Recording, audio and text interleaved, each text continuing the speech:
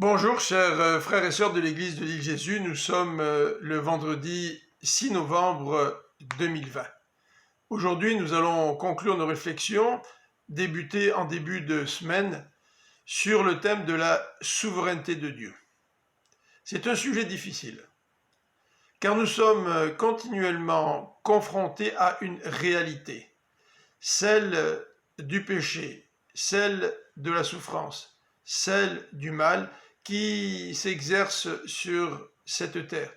Et nous sommes confrontés aussi à toutes les conséquences que ce mal entraîne, et dans notre vie, et dans la vie de tous ceux qui nous entourent. Et dans notre contexte, nous pourrions nous poser la question, mais comment la souveraineté de Dieu, comment sa toute-puissance agit-elle dans ce monde? La Bible ne répond pas directement à cette question.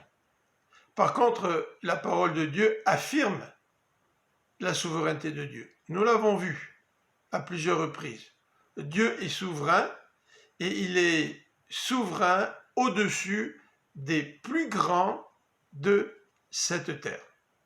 Alors, j'aimerais terminer cette semaine en lisant pour vous un extrait du premier livre des Chroniques au chapitre 29. Le contexte de ce passage est une prière de reconnaissance du roi David pour tous les dons que le peuple a amenés pour préparer la construction du temple.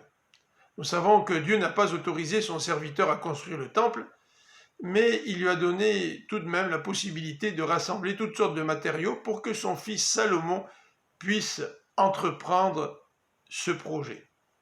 Et voilà donc un extrait de cette prière de reconnaissance de David, 1 Chronique, chapitre 29, à partir du verset 10. « Béni sois-tu à jamais, ô Éternel, Dieu de notre ancêtre Israël. À toi, Éternel, appartiennent la grandeur, la puissance et la magnificence, et la gloire et la majesté. Car tout ce qui est dans le ciel et sur la terre est à toi, Éternel. C'est à toi qu'appartient le règne.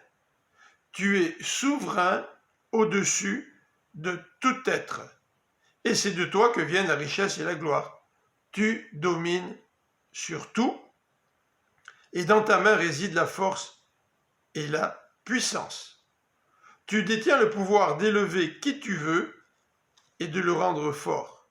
C'est pourquoi, notre Dieu, nous te louons et nous célébrons ta gloire. » J'espère que ces quelques méditations vous ont encouragé dans des moments de crainte, dans des moments d'angoisse.